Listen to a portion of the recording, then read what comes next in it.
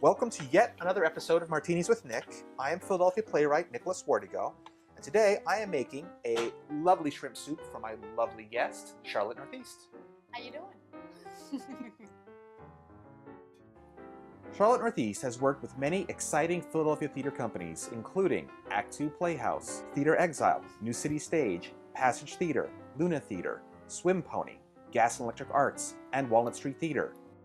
She's the Artistic Associate for PAC and won Barrymore Awards for her work in Skin and Flames and Emma. And today, she's going to help me build a fort. Stay tuned for more.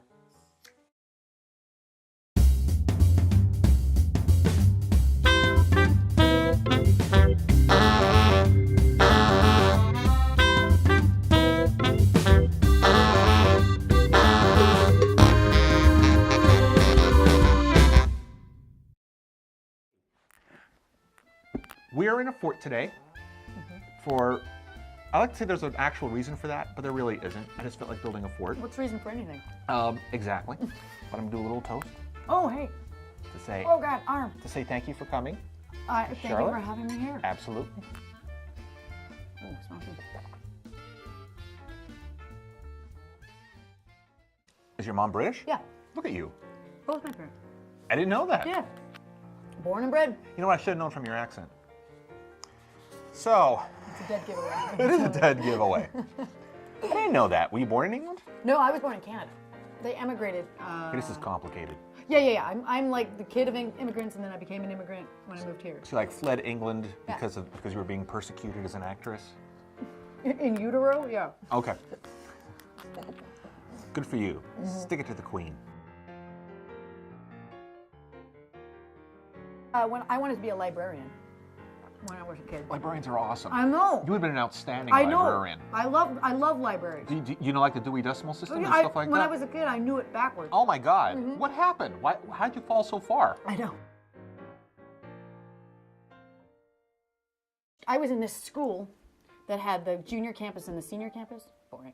But anyway, I got approached saying they're doing a production of The Miracle Worker, Okay. and they needed somebody little to play Helen Keller. I had no idea who Helen Keller was. What does little have to do with it?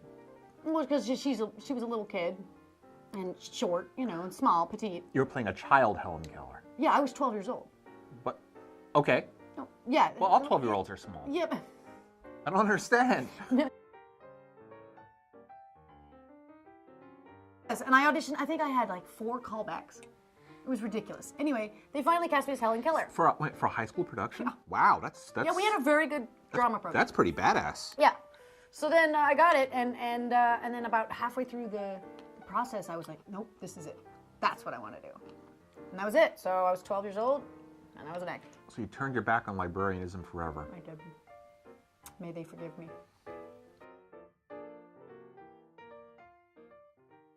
Do you use the same Dewey Decimal System that we use? They do. Okay. We have numbers and letters too. I don't know. Just the same. Is the Dewey Decimal System like international? Yeah, I think so. Isn't it? I have no idea. Sign language isn't. No, I know that. Well, sure, because you played Helen Keller. You are an artistic associate for Philadelphia Artists Collective. That's right. Why would you do that? But And then why would you start a company? Yeah.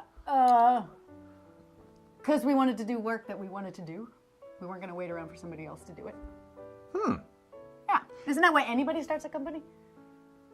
I have no idea why people start companies. It sounds like Well, why a did you- really awful idea to start a Yeah, company. it is one of the hardest things I've And it's right up there, I think, with like slamming your hand in a door. It sometimes feels like that. The 2 things I notice about producing theater is, one, it's a lot of hauling and carrying, like literally moving crap from one place to another.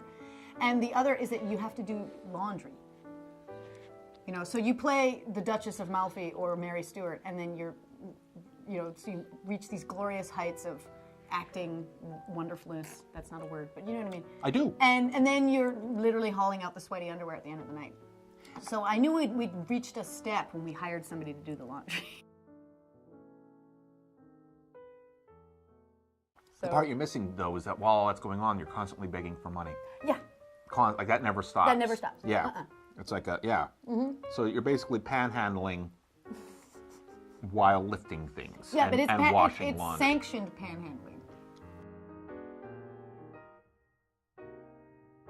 The appeal to people who don't make art Right. is that you make art, and not a lot of people can do that, and so people want to help in any way they can, so they give you money because it fulfills something in them that they cannot do themselves. Seriously, I think that's the appeal. No, I mean, you can do that. Yeah. I cannot do that. I will give you money to make sure I can see that again. It's kind of, when you think about it, sure, it's kind of amazing. So the actual fundraising involves relatively little battery? You mean like physical battery? Yeah. Yeah. Like you never actually hit somebody over the head and looks at their wallet? No. Right. Not yet. Okay. If I did, it would be a strategic move because that would be the one-time donor. Like you don't get that donor again. Right. You know what I mean? Well, that's not a recurring funder. Well, you come at them from behind. Yeah. So I did bring in the first seed money for the pack because I had a connection. What did you plant? I planted the Duchess of Malfi. Excellent. Yeah, so it's an odd flower, but requires much cultivation. Yeah, it eats small ants. It's a carnivorous plant. I'm telling you, there are people out there that just want to make sure art happens. The key is finding them and fostering them. And crying in front of them. And crying in front of them and possibly using blunt objects. But yeah, haven't gotten there yet. Right. One can dream. Just so we're clear, no sharp objects. Mm-mm. Right. Only blunt. Sounds good. Yeah, it doesn't leave as much of a mark. So, the fact that you deboned or deveined or de-legged or whatever the hell you did to they call it deveining, but that's not really what it is. Because it's not a vein, is it? No, that'll be its digestive tract. You don't want shrimp poop. You don't, and this doesn't, because I put a lot of effort into that. Is it harmful? No. Shrimp poop? No, it's just gross. No, I wouldn't think it's harmful. I think it's just gross. Yeah, poo in general. Yeah. We've reached that part of the day. You took a master class with Alfred Molina. I did. That guy is awesome. What sort of rules did he employ about using variations on the phrase, throw me the X, I throw you the Y?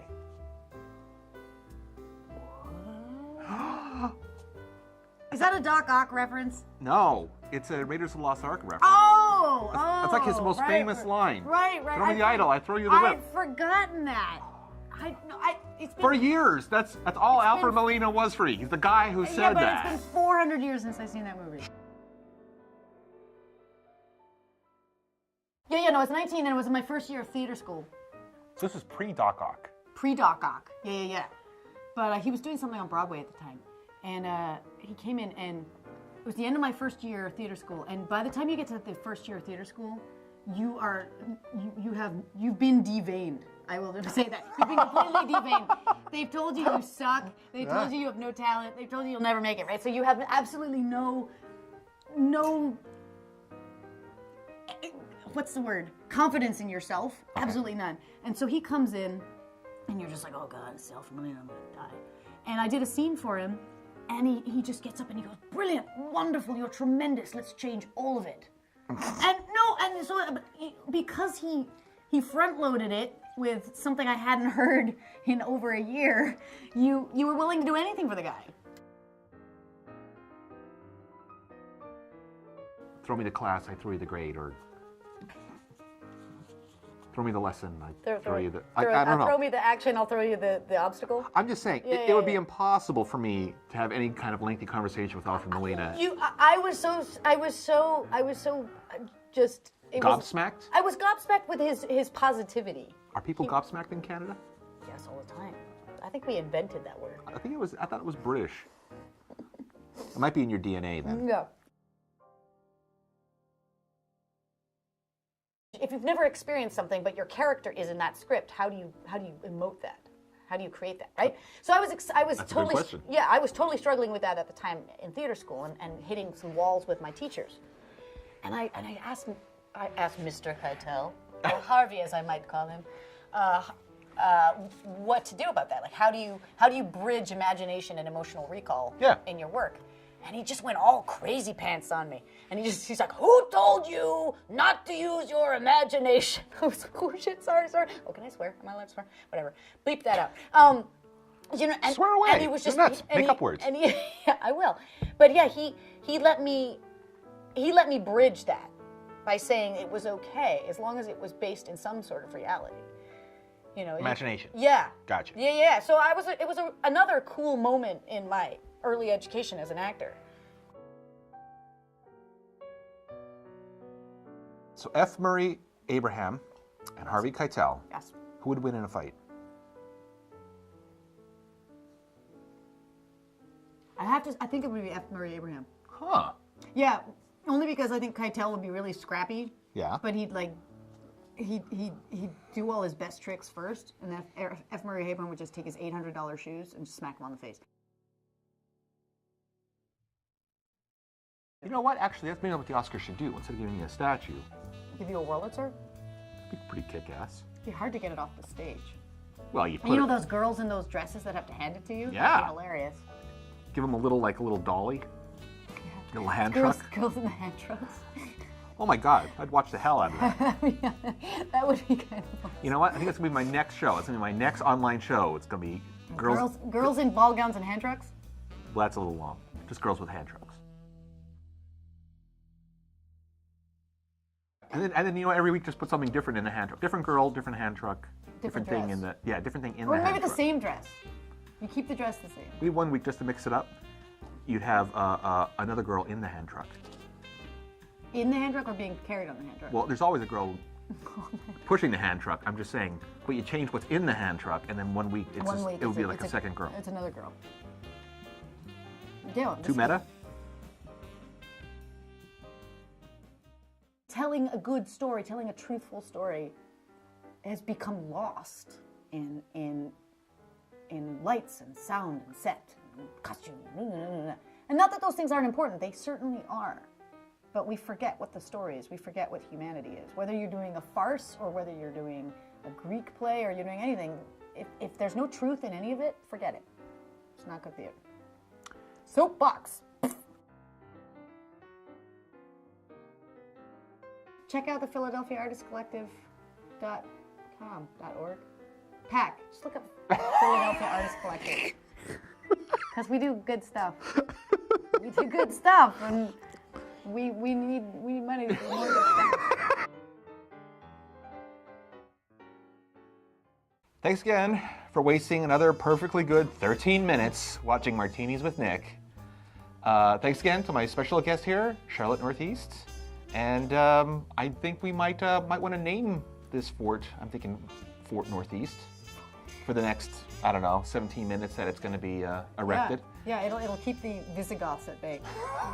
And stay tuned after the credits to see Charlotte Northeast's hidden talent. Just have to throw it in.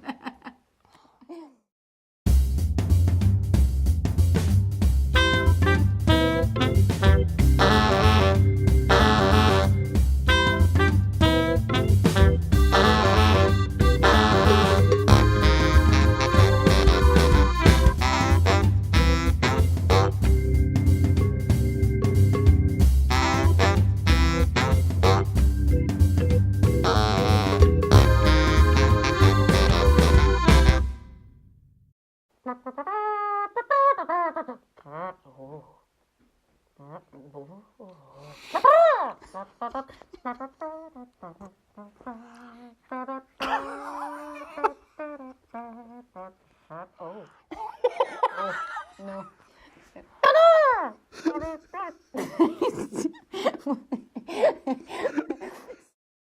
You gotta end it with a no.